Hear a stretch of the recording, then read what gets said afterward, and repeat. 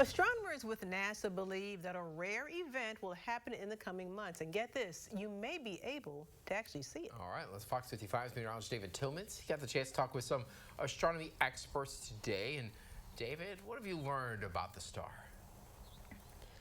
Tara, Brian, I am here in New Haven outside the StarQuest Observatory where members of the Fort Wayne Astronomical Society have been doing research on the star T Coronate Borealis. It is also known as TCRB for short. It is about 3,000 light years away from us here on Earth, and it is actually a binary star system. Joe Novosel, a member of the Astronomical Society, explains that this means it's actually comprised of two stars in interaction with each other.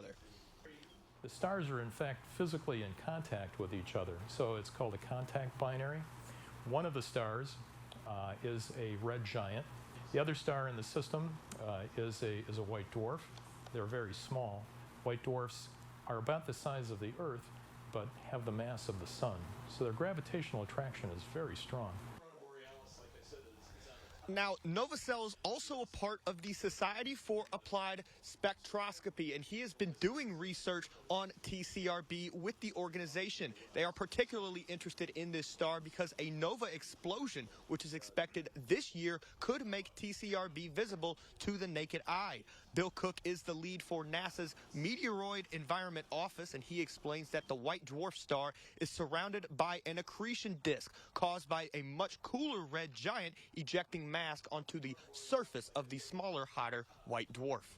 The red giant keeps dumping matter on the surface until there's so much matter on the surface of that white dwarf, what we call a thermonuclear runaway happens. Think of it like a huge bomb going off on the surface of that white dwarf, and it blows all that material out into space. And this causes that system to brighten by hundreds of times, and that's what we call a nova.